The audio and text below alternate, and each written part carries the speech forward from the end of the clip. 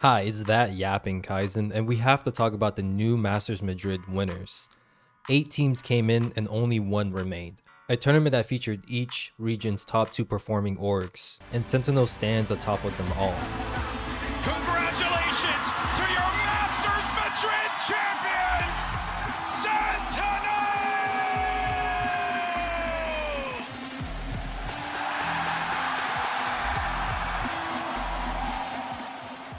Some may say that this means Sentinels are officially back, but let's be honest here, they've been back. Their 2024 season started with the Group of Death, a spot that included multiple world champions and trophy lifters, as well as the last year's America's winners in Loud. Then they had a play-in format which required 2 best of 3s to be handled in a single day, which they made look easy. And of course, to top things off, why not play a team that also had proven world-class players too, just so you can rematch against the same Loud team that had your number earlier in the event. They faced each of the top teams people thought could realistically win Americas and future global tournaments. Them beating NRG and clinching a spot in Masters Madrid, in my opinion, was when the team was officially back. The 5-map series win against Loud was just cherry on the top. Not necessary to make such a declaration, but nice to see nonetheless. However, heading into Spain, we saw some of their strengths and weaknesses. Sentinel Split, Sunset, and Lotus looked world class. Bind and Icebox were solid too. Their Ascent and Breeze looked like their worst maps.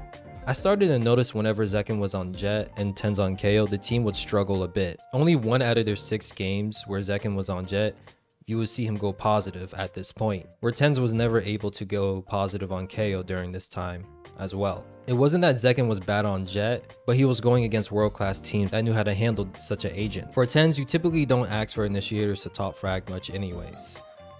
Not everyone can be a Yang, Narrate, or something when playing these class of agents. However, you know an initiator is doing their role pretty well when you see 20 assists in their KDA. But as you would see later in Masters Madrid, the team was able to turn that around when it mattered the most. But first, they needed to face the best of the best in Spain.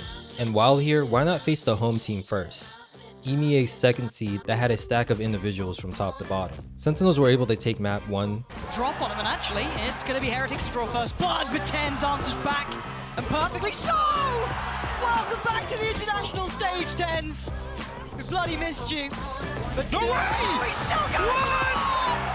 This man is out of this world! But the likes of Miniboo, Rienz, Benji Fishy, Patty Tech, and Boo themselves were able to claim a convincing win on Sunset with plays like these. I love the double flash kind of combinations we're seeing at the moment. Minnie, what was this double? What? Okay, that What? seems reasonable, doesn't it? That second shot is outrageous.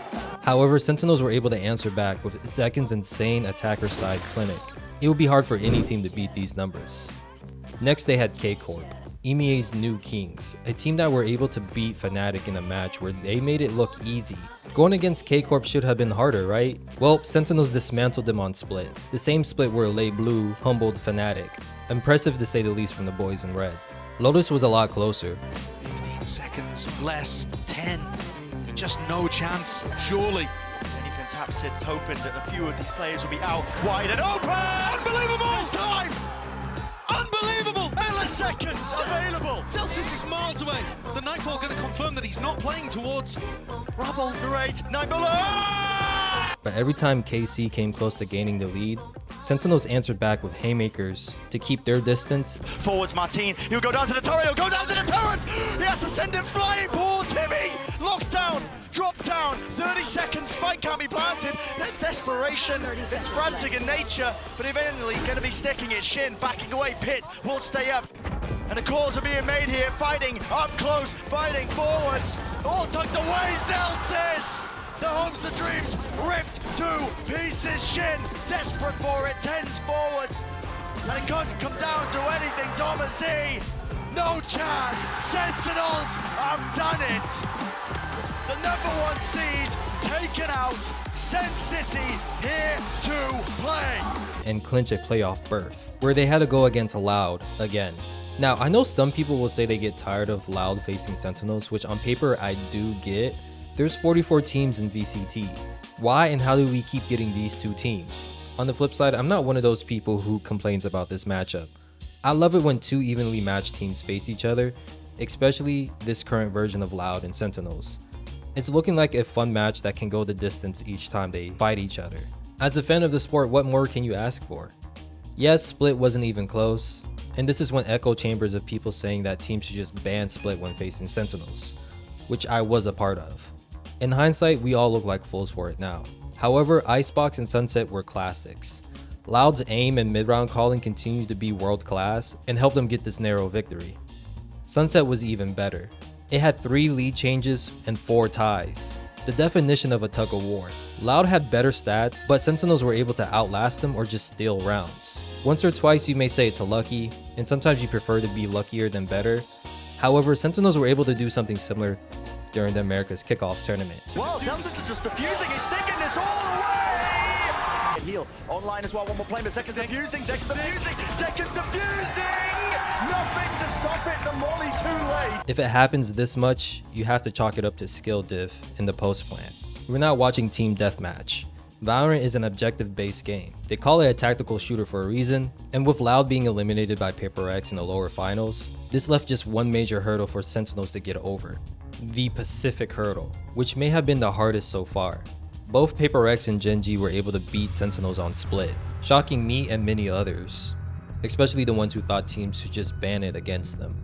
Nonetheless, a very good Gen G team were able to put an end to their win streak, and it's only fitting that a team that had a similar road to Sentinels would do it. Zekin had good showings as well as Zelsis holding it down on the defensive end too. Breeze was horrendous though. Most of us knew this map was their weakest, but my goodness, who would have thought it would have been this bad? And before they got their revenge, the boys in red needed to go through another Pacific team, Paper X. On Lotus, it was interesting to see the stat lines between the teams' duelists, where Sen had 1 but Paper X had 2, and both kind of struggled to match Zekin's output.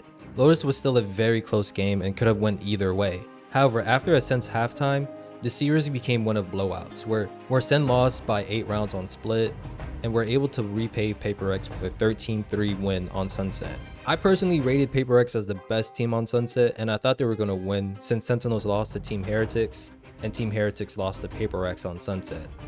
I guess matchups and style difference are more important though, than just straight wins and losses. I also want to mention that Zekin started to tear things up as Jet too. Before this match, someone posted his Jet and race stats, and these Jet numbers aren't horrible, but I don't think you can say they're champion winning numbers either. Plus, the team had gone 1-8 when he was on Jet at this point too.